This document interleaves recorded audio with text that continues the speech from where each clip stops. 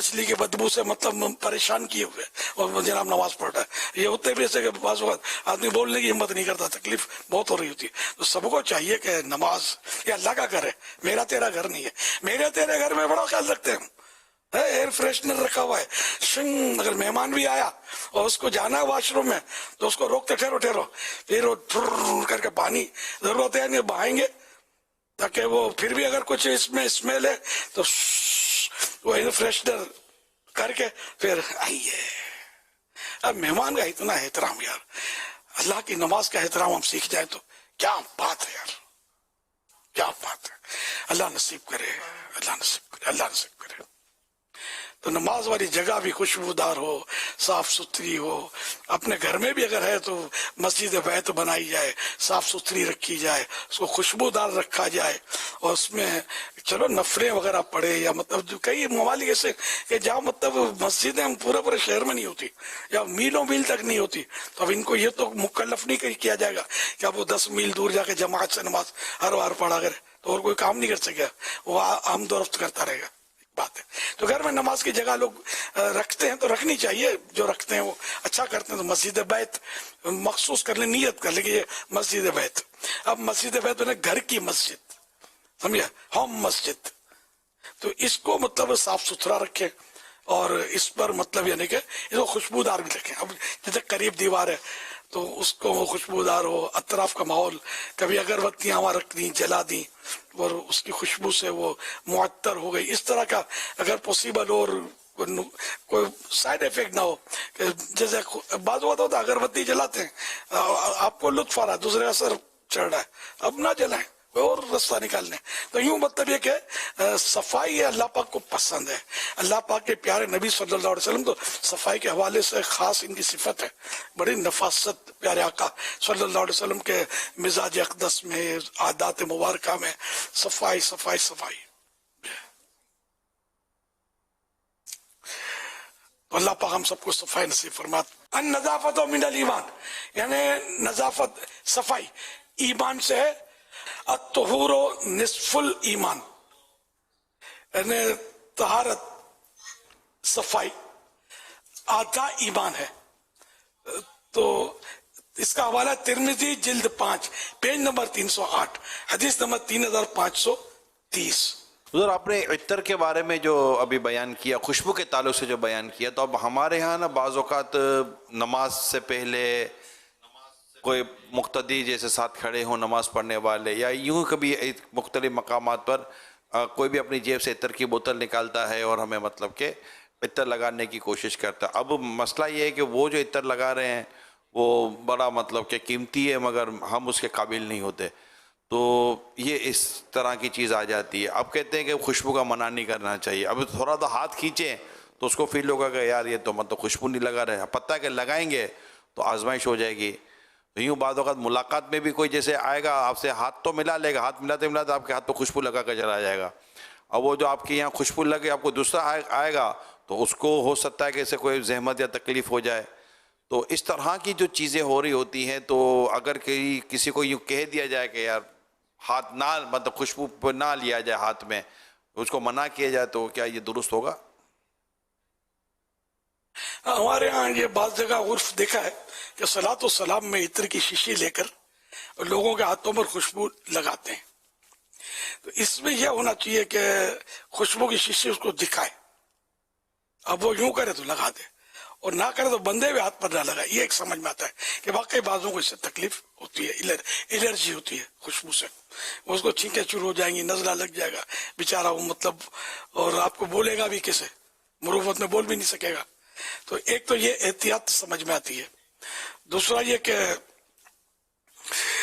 بعض لوگ خوشبو کو یوں سمجھتے بس یہ مطلقاً سنت ہے, تو یہ ضروری نہیں ہے. ہر چیز کے مطلب اپنے اپنے طریقے اور اصول ہوتے ہیں. مجھے تلخ تجربہ ہے کہ ایک بار جلوس میلاد میں, اب وہ شیشیاں اور لوگ یعنی جس طرح عطر کی, تو کسی نے یوں شیشی مجھ پر عطر کی چھڑکی, اور عطر نے بولا کہ آنکھ بھی تو, اب تو مجھے تو کلی اختیارت نہیں, اس نے میری آنکھ کو نواز دیا عطر نے, آگے اب مت پوچھو کیا ہوا. سنیے सेंसर कर देते हैं, जो हुआ सो हुआ, जो मेरी आजमाइश हुई। तो ये भी इससे सीखने को मिला यार, यूं तो कोई ऐसा ना किया जाए यार, वो तरीक़ेकार होता है हर चीज का। इसी तरह मस्जिद में खुशबूदार रखो, तो ये अल्लाह के नेक बंदे बोले वाले, ये आपको ऐसे नजर आएंगे कि जो उन मस्जिद की दरी पर, कारपेट पर वो शीशियां घिस रहे होंगे इस तरीके। अब ये खुशबू तो आएगी, कब तक आएगी यार? और जाते जाते जो धब्बा छोड़ेगी ना इसका, फिर इस पे बोलेगी अब हट जाओ, मेरा काम है, मिट्टी आएगी, अब मेरा काम है। अब इसको धुलवाएगा कौन? और जो इस पर नमाज पढ़ेगा, सजदा करेगा, उसको जो घिन आएगी उसका क्या?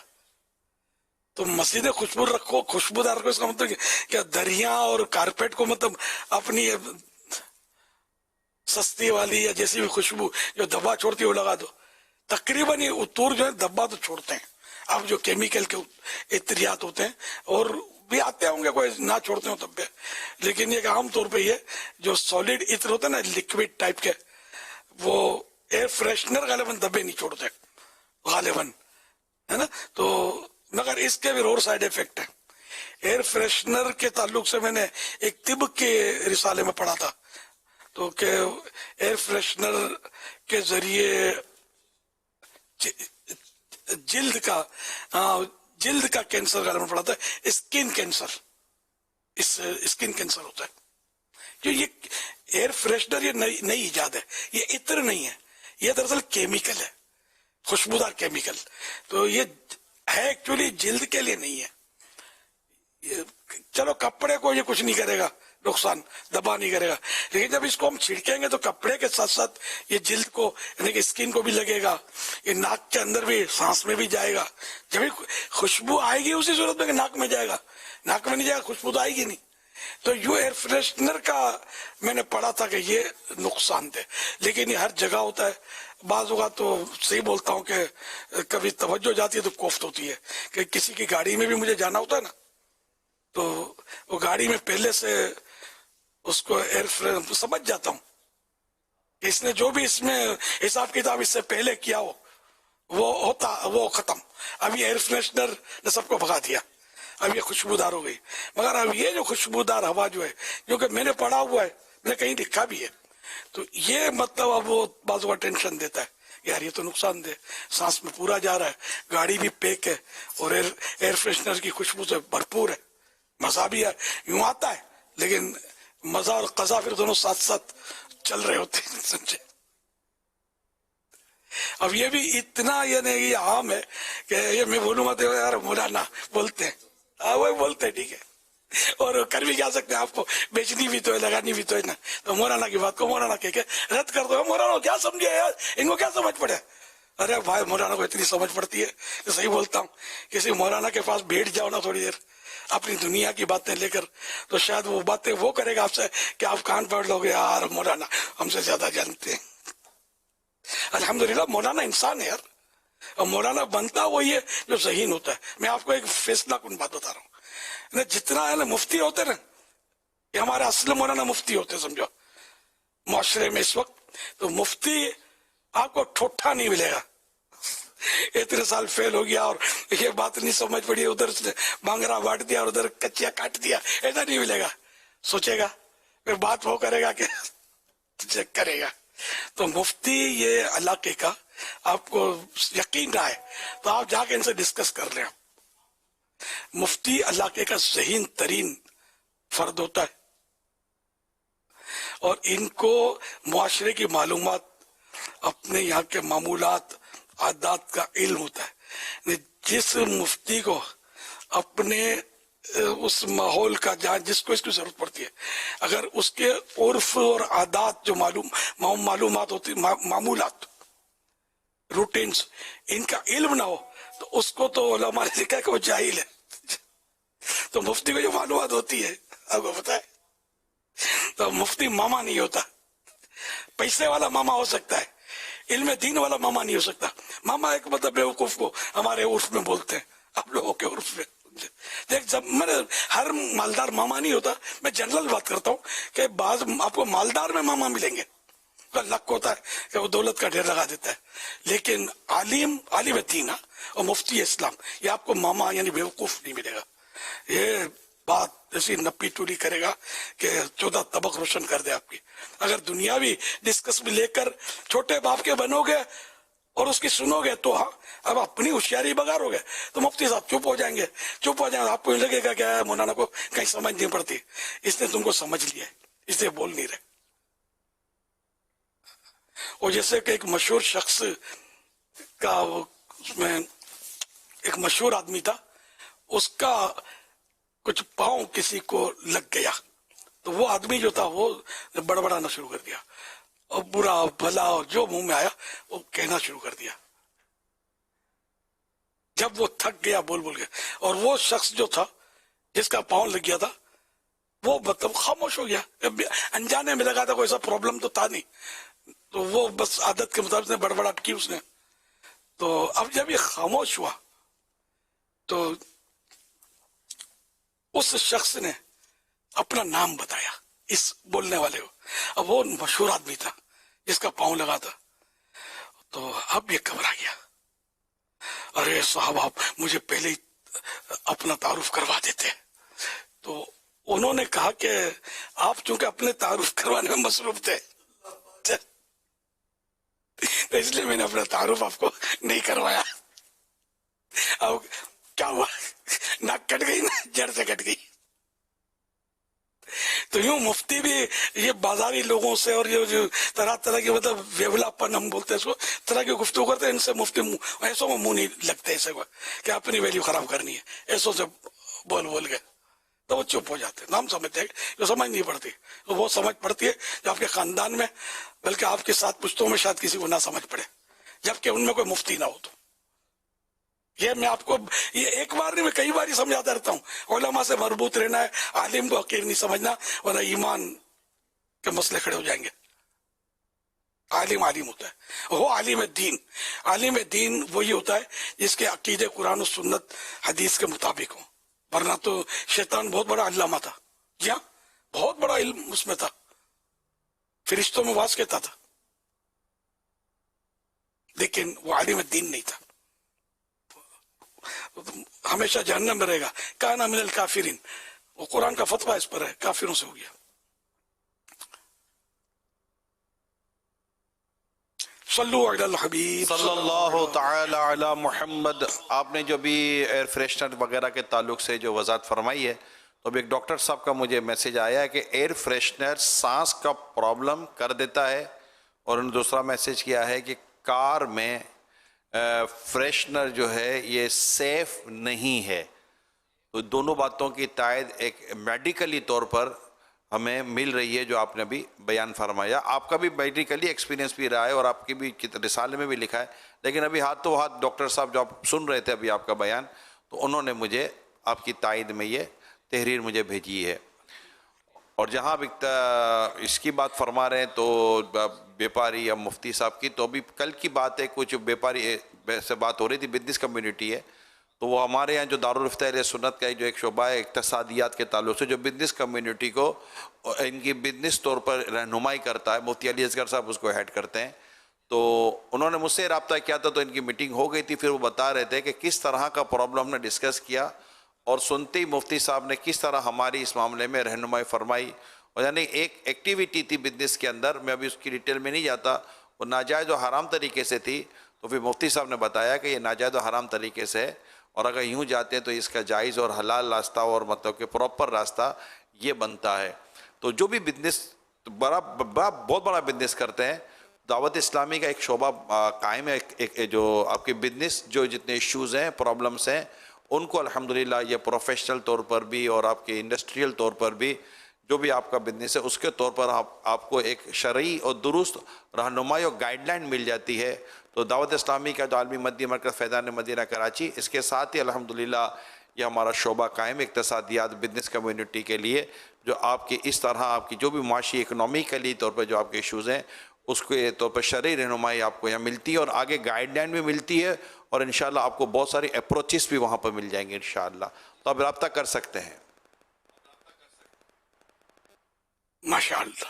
نہیں, لوگوں کے تاثرات ہوتے ہیں, اچھے اچھے تاثرات ہوتے ہیں. جب یہ مفتیان کرام کے ساتھ بیٹھتے ہیں نا, مدنی چینل پر سننے کا موقع ملتا رہتا ہے. तो बड़े अच्छे तासुरात होते हैं, है ना। अच्छे पढ़े लिखे लोग, और ये देखिए हमको ये आज पहली बार पता चला, ये पहली बार पता चला, बड़ी अच्छी गाइडलाइन मिली। तो ये क्या उलमा के कदमों में बैठेंगे तो समझ पड़ेगी ना। खाली के मौलाना ऐसे मौलाना ऐसे मौलाना ऐसे, तो वो कैसे होएगा, ये चलेगा कैसे यार। सल्लु अलल हबीब सल्लल्लाहु अलैहि मुहम्मद। एक शख्स को ख्वाब में ये कहा जाता है कि इस नंबर पर कॉल करें और इस शख्स को आप उम्रा करवाएं। पहली रात वो ख्वाब इग्नोर कर जाता है, दूसरी रात भी उसको फ़ोन नंबर दिया जाता है और उस शख्स का नाम बताया जाता है कि आप इसे कॉल करें और इसको उम्रा करवाएं। उसने फिर भी इतनी इम्पोर्टेंस नहीं दी। तीसरी रात भी यही सेम ख्वाब आता, उसको नंबर भी याद हो गया, नाम भी याद हो गया। तो अपने इलाके की मस्जिद में जाकर इमाम साहब से कहते हैं, इमाम साहब ये तीसरी रात है, मुझे मुसलसल यही ख्वाब आ रहा है, क्या करूं? इमाम साहब ने कहा कि ख्वाब भला है, कोई बुरा ख्वाब तो है नहीं, कॉल कर लो, मिल जाता है तो उम्रा करवा दो। बहुत शुक्रिया। अस्सलाम वालेकुम। उन्होंने कॉल की, सामने से एक शख्स ने फ़ोन उठाया तो उसने कहा आप फलां हैं? बोला हाँ मैं फलां हूँ। उसने कहा भाईजान मैं आपको उम्रा कराना चाहता हूँ। भाई आप हो कौन? हकीकत ये है कि मैं आपको नहीं जानता और आप भी मुझे नहीं जानते, लेकिन मैं आपको उम्रा कराना चाहता हूँ। तो ख्वाब नहीं बता रहा। अगला कहता है कि भाई क्यों उम्रा कराना चाह रहे हो, कौन हो, मुझे देखा भी नहीं है। मुझे देखा नहीं है, देखोगे तो फिर बताना। वो बात की बात है, बस आप हाँ कह दो, खर्चा सब मैं करूँगा, आपने बस उम्रा करना है। अच्छा करवा दो भाई, कहाँ मिलना है? आप कहाँ पर रहते हो? भाई मेरी रिहाइश तो महमूदाबाद 4 नंबर पर है, आप शाम में वहाँ पे आ जाओ, मुलाकात हो जाएगी। वक्त और मकाम तय हो गया। अस्सलाम वालेकुम। अरे आइए आइए आइए। वो शख्स पहुंचा तो वो जो ख्वाब देखने वाला शख्स था, ये तो देख हैरान हो गया कि अच्छा इसके लिए ख्वाब आया है। होता है किसी के लिए ख्वाब आया तो वो यूँ होगा, ऐसा नेक नजर आ रहा होगा, मगर ये तो बेचारा नमाजी तक नहीं था। भाई देख लिया, अब उम्रा करवाना है, करवाओगे? जी जी, आपको ही करवाएंगे। बड़ी मेहरबानी आपकी। फिर उसको उम्रे के लिए ले गए। उम्रा हुआ, तवाफ हुआ, उससे काबे की ज़ियारत की, 2 रकत नफल पढ़े, थोड़ी देर भी सज्जे से सर ना उठे। जैसे ही उसने करीब जाकर उसको हिलाया तो उस शख्स की रूह काबे शरीफ के सामने सजदे की हालत में अपने जिस्म से परवास कर गई थी। कमाल है, उस शख्स को बड़ी हैरत हुई कि ये हो क्या गया। समझ आ रही थी कि लगता है कि इसके लिए यही मंजूर था और मुझे मुंतखब किया गया कि मैं इसको यहाँ तक ले आऊँ। रूह तो इसकी यहीं कब्ज़ होनी थी। खैर जब इसके घर से राब्ता किया गया कि ये कैसा आदमी था, यानी क्या कोई सी भलाई, कोई सी नेकी जिसने इसको यहाँ तक पहुँचा दिया, तो घर वालों की तरफ से पता ये चला कि जैसा आप देखते थे ये था तो वैसा ही जो आपको नज़र आता था। लेकिन इसमें एक आदत बहुत अच्छी थी, ये जब रात आता तो अपने घर के लिए खाना लेकर आता था। तो जब आते थे 2 थैलियाँ बनाते थे, एक घर के लिए और एक हमारे पड़ोसी के लिए। हमारे पड़ोस में जो खातून रहती थी वो बेवा थी, उसके यतीम बच्चे थे। थैली उठा लीजिए। ये क्या करता कि पहले उनका घर आता तो पहले उनके घर के बाहर थैली रखकर सिर्फ दरवाज़ा बजा देता कि थैली उठा लीजिए, और फिर हमारे घर में दाखिल हो जाता। तो जब वो बेवा औरत खाने की थैली उठाती थी ना, तो मैं उसकी एक दुआ सुनती थी। वो अपने रब की बारगाह में दुआ कर, या अल्लाह पाक इसका खात्मा अच्छा करना। और मेरा हुस्न ज़न है कि उस बेवा औरत और उन यतीम बच्चों की दुआएं इस शख्स के काम आ गई और अल्लाह पाक ने उसके लिए ये सूरत बना दी कि इसको मक्का पाक में काबे के सामने सज्जे की हालत में मौत आ गई। अल्लाह।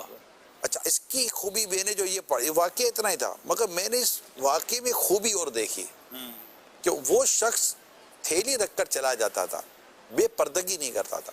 औरत को बुलाकर उसको सामने लाकर थैली नहीं देता था। जैसे हमारे यहाँ बाज़ औक़ात पर्दे की रियायत नहीं की जाती, तो उससे बाकायदा पर्दे की रियायत भी की थी। और फिर एक और बात, मुझे इस वाक़े में जो मैंने जो अपने एक सबक लेना होता ये लिया, इससे किसी को बताया भी नहीं था। एक तो चुप करने की और नेकी के साथ साथ इतने शरई तकाज़ों को पूरा करके नेकी करना, मगर अल्लाह पाक नेकोकारों का अजर ज़ाय नहीं फरमाता। نگران شورا مولانا محمد عمران اتاری کے بیان کی اس ویڈیو کو دعوت اسلامی کے آفیشیل فیس بک پیج پر اب تک کم و بیش 5,27,000 لوگ دیکھ چکے ہیں اور 13,80,000 لوگوں تک پہنچ چکی ہے۔ امیر اہل سنت دامت برکاتہم العالیہ سے سوال ہے کہ اگر کوئی اچھا خواب دیکھے تو کیا اس کا پورا کرنا ضروری ہے، اور خواب کی تعبیر جاننے کے لیے کس سے پوچھیں اور کس سے نہیں، اس حوالے سے رہنمائی ارشاد فرمائے۔ جزاک اللہ خیرا۔ ماشاءاللہ بڑا پیارا اور ایمان افروز خواب ہے، اور رحمت حق بہانہ می جویت، رحمت حق بہانہ می جویت، یعنی اللہ کی رحمت بہا یعنی قیمت طلب نہیں کرتی، اللہ کی رحمت بہانہ تلاش کرتی ہے۔ تو یوں یہ واقعہ بڑا پیارا ہے، اور جس پر اللہ نہ کرم فرما دے کہ جو خدمت قبول ہو جائے تو اللہ پاک تو وہ نقطہ نواز ہے۔ اب اس میں یہ نہیں کہ کوئی ایسی خدمت کر رہا ہے تو وہ اس میں اب فائنل ہو گیا کہ بھائی اسی خدمت کے ذریعے اب اس کی بخشش ہے اور آگے کچھ بھی نہیں کرنا ہے، ایسا نہیں ہے۔ حدیثوں میں بھی ہے کہ فلاں عمل کر لو جنت، فلاں عمل کر لو جنت۔ وہ مشہور حدیث پاک ہے کہ من قال لا الہ الا اللہ دخل الجنہ، جس نے لا الہ الا اللہ کہا وہ جنت میں داخل ہوگا۔ اب اس کا مطلب محمد الرسول اللہ صلی اللہ علیہ وسلم بھی کیا نہ کہے کہ اس میں صراحت کھلے لفظوں میں تو نہیں یہ فرمایا گیا، لیکن پھر ذرا اس کی شرح دیکھی جائے گی کہ سارے ضروریات دین، اس کے ضروریات دین پر اس کا ایمان ہو، اور بہرحال اس کے علاوہ بھی پھر عبادات کا بھی تو نمبر آئے گا نا، کہ عبادتیں بھی ہوں۔ تو خیر، تو اب مفتی احمد یار خان رحمۃ اللہ علیہ نے بڑی پیاری بات لکھی ہے کہ جس طرح اس طرح کی حدیث ہے کہ یہ عمل کر لو تو جنت، وہ عمل کر لو جنت، تو ایسوں کو اللہ پاک جو ہے نا، اللہ پاک گناہوں سے بچنے اور نیکیاں کرنے کی توفیق دے گا۔ وہ جنت میں لے جانے والے اعمال کرتے رہیں گے، اور جنت سے دور کرنے والے، دوزخ میں ڈالنے والے اعمال سے وہ بچتا رہے گا، اور اس طرح وہ جنت میں داخلے کا سامان ہوگا اس کے۔ تو اس طرح کا ہے۔ اچھا، بہرحال یہ کہ خواب اگر دیکھا کوئی اچھا تو اس کو فوری طور پر عملی جامہ پہنانا یہ ضروری نہیں ہے، دیکھ واقعہ شاید فرضی ہی ہو سکتا ہے سمجھانے کے لیے، تو یہ ضروری نہیں ہے، بلکہ معبرین سے رجوع کیا جائے جو اس کی تعبیر بتاتے ہوں۔ اب ہمارے یہاں تعبیر بتاتے ہیں یا تو بابا جی، یا لوگ سمجھتے ہیں کہ پیر صاحب بتائیں گے، تو یہ اس میں نہ پیر ہونا شرط ہے، نہ کوئی عامل بابا جی ہونا ضروری ہے، نہ کتابیں دیکھ کر کوئی تعبیر کا فیصلہ کیا جا سکتا۔ تعبیر کی کتابیں بھی ہوتی ہے، اس سے بھی فیصلہ نہیں ہوتا۔ تو اس میں معبر جو ہوتا ہے اس کی قرآن، حدیث، شرح، تفسیر پر نظر ہوتی ہے، اور اس کی ایک پورا فن ہے، فن تعبیر۔ اٹکل سے کوئی تعبیر بتائے تو یہ جائز نہیں ہے، اپنے اٹکل پچو سے سوچ کر۔ ایسے اب پیر صاحب کو پوچھا اور پیر صاحب تعبیر نہ بتائے تو مرید ہل جائے نا، پیر صاحب کو تعبیر نہیں آتی، میں تو کہہ دیتا ہوں میں تعبیر کا فن نہیں جانتا، میں الحمدللہ بچتا ہوں، تو واقعی نہیں جانتا میں تعبیر کا فن۔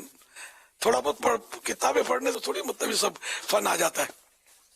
تو ہمارا الحمدللہ دعوت اسلامی میں اس کی بھی ترکیب ہے کہ ان کو دعوت اسلامی میں آپ پیغام دیں، وہ خواب اور اس کی تعبیریں، شاید یہ نام ہے اس کا، یا خواب کی تعبیریں، تو اس میں آپ یہ بھیجیں تو وہی لوگ اپنے اسلامی بھائی جو ہیں یہ جواب دیتے ہیں۔ اس میں عالم بھی ہونا چاہیے اور عربی پر بھی عبور ہو اس کو، اور اس کی شرائط ہے تعبیر بیان کرنے کی، شروعات، تفسیر، اور یہ اس کی نظر ہونی چاہیے وغیرہ۔ تو الحمدللہ یہاں تعبیریں مدنی چینل پر تو بتائی جاتی ہیں، تو یہاں سے رجوع کرنے۔ ہر چلتے پھرتے تعبیر نہ پوچھیے، وہ یہ بولتے ہیں فلاں تعبیر بیان کرتا ہے اس کو پوچھو، اور بعض اوقات وہ نہیں، مطلب اہل نہیں ہوتا، وہی جو کتابیں بازار میں ملتی ہیں اس سے وہ تعبیر بیان کرتا ہے، اور عوام نے وہ تعبیر سب کتابیں تو نہیں پڑھی ہوتی، تو وہ آدمی پر ہوتا ہے، کس ٹائم پر دیکھا، کیا پوزیشن تھی۔ بعض اوقات خواب جو ہے نا وہ دن کے جو معاملات ہوتے ہیں نا، دن کے وہ خواب میں نظر آتے ہیں، بعض اوقات کوئی بات دماغ میں بیٹھ جاتی ہے تو پھر وہ بھی خواب میں آ جاتی ہے۔ اس طرح مطلب ہے کہ اس کو فائنل نہیں کر سکتے کہ اس کی تعبیر ہم لوگ فائنل نہیں کر سکتے کہ اس کی تعبیر کیا ہو سکتی ہے. پھر یہ کہ آپ نے دیکھا خواب آپ کے لیے الگ تعبیر ہے, اس نے خواب دیکھا تو اس کے لیے پھر الگ تعبیر ہو جائے گی. یہ بھی ہوتا ہے, فرد کے اوپر بھی بعض اوقات ہوتا ہے. کبھی تعبیر بہت خوبصورت نظر آتی ہے وہ یہ, اور اس کی تعبیر بعض اوقات موت ہوتی ہے. کبھی بہت خواب جو ڈراونا ہوتا ہے, اب کیا ہوگا, اور تعبیر اس کی بعض اوقات عمدہ ہوتی ہے, اچھی ہوتی ہے. تو یہ معبر بتائے گا, تو ان کو پوچھنا چاہیے.